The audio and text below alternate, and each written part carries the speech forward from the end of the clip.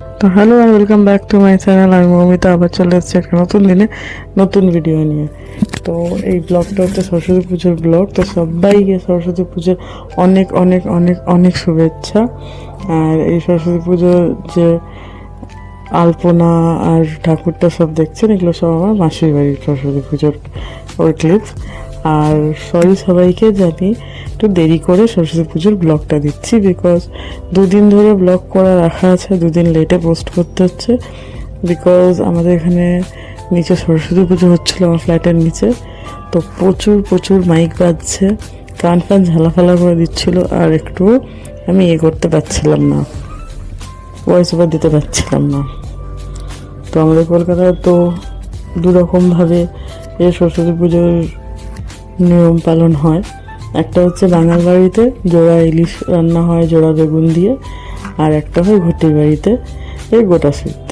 তো আমরা ঘটি, তো আমাদের বাড়ির নীতিতে গোটা সিদ্ধ রান্না আছে। তো এই যে আমার মা সব জোগাড় করছে, আর এদিকে কাটাকুটি করছিল মা বাইরে বসে, আর আমি চলে আসলাম ভিতরে আপনাদের দেখাতে যে আমাদের এত বড় হাঁড়িতে করে গোটা সিদ্ধ হবে। তো ওর মধ্যেই এই 5 কড়াই সিদ্ধ হচ্ছে। আর এখানে মা চলে এসছে সব রকমের ভাজাভুজি করতে। সব সবজিগুলো আগে ভাজবে, তারপরে ওগুলোকে এই কড়াইয়ের মধ্যে দিয়ে রান্না হবে। তো আপনাদের কাদের কাদের বাড়িতে গোটা সিদ্ধ হয় ওটাও আমার কমেন্টে জানাবেন, আর কাদের কাদের বাড়িতে জোড়া ইলিশ হয় সেটাও জানাবেন। আর ফটো শেয়ার করলে আরও আমার ভালো লাগবে। তো ফেসবুক খুলে আমার খুব ভালো লাগছিল, ও দুদিন ধরে দেখছি ছোট ছোট খুদে খুদে বাচ্চাগুলো ও সব হাতে করে দিচ্ছে সেই ফটো ভিডিও, খুবই ভালো লাগছে।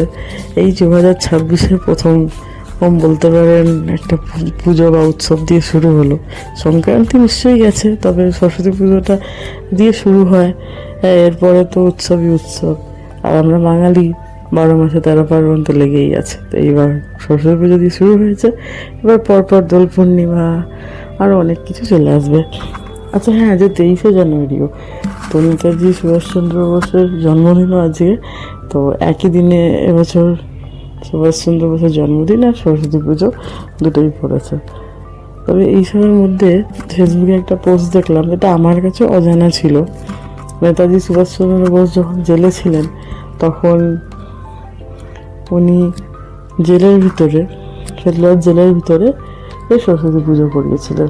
যাই হোক, ওনার সরস্বতী পুজোর ওর আয়োজন অনেক কিছু, ওনার ওইটা নিয়ে সরস্বতী পুজো নিয়েও আন্দোলন ছিল জেলের ভিতরে, যে ওনাকে সরকার থেকে পয়সা দিতে হবে, একটা গ্র্যান্ট দিতে হবে, যেটার জন্যে আমরা সরস্বতী পুজো যেন করতে পারি। তারপরে ব্রিটিশদের সরকার বাধ্য হয়ে ওই গ্র্যান্ট পাস করে, আর তারপরে গিয়ে জেলের ভিতরে বড় করে সরস্বতী পুজোর আয়োজন হয়।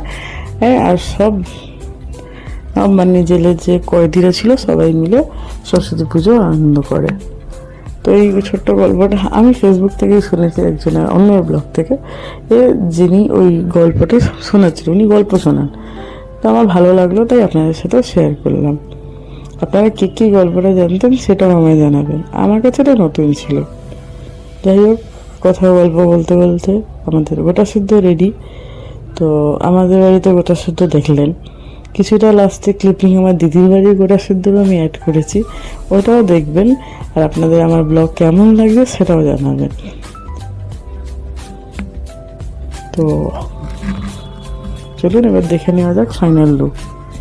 এই যে আমাদের গোটা সিদ্ধ রেডি, একদম গরম গরম গোটা সিদ্ধ, ধোঁয়া ওটা। এটা আমরা অবশ্য পরের দিন খাই। সরস্বতী পুজো লক্ষ্যে আমাদের বাড়ি প্রত্যেক বছর গোটা সিদ্ধ হয়। দেখছেন আপনারা এসব পুঁই ডাঁটা কাটা আছে, মোটা মোটা পুঁই ডাঁটা, সিম, ফুলকপির কিছু টুকরো দেখা যাচ্ছে। আরো দেখাচ্ছি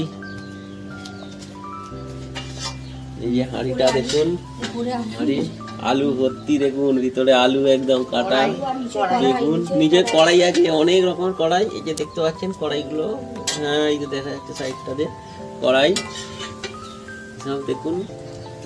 এই যে আমার মা করছে কাঠের উনুনে রান্না করছে, নাড়ানাড়ি করছে। এখন সবে শুরু হয়েছে, পরে আরো দেখাবো।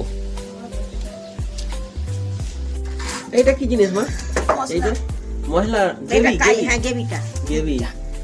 আরে হাঁড়িটা দেখুন একবার, হাঁড়িটা সাইজ মা। কত কেজি হাঁড়ি এটা চালের? 5 কেজি দিয়ে। কত? 10? 10 কেজি হাঁড়ি। ওই তো মা জল ঢেলে দিয়েছে আলুর মধ্যে। আলু আছে, কড়াই আছে, সিদ্ধ হবে। ওদিকে পিয়ালি মা এখানে বসে আছে। ঠাকুমা কি করছে? ঠাকুমা একটু হেল্প করে দিচ্ছে আমার মাকে মশলা ফসলা করতে।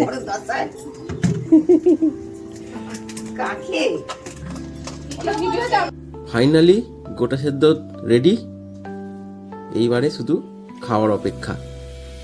দেখুন। তো চলুন আবার দেখা হবে অন্য একটা দিনে অন্য একটা ভিডিওর সাথে। সবাইকে সরস্বতী পুজোর অনেক অনেক অনেক শুভেচ্ছা। Tata, bye bye.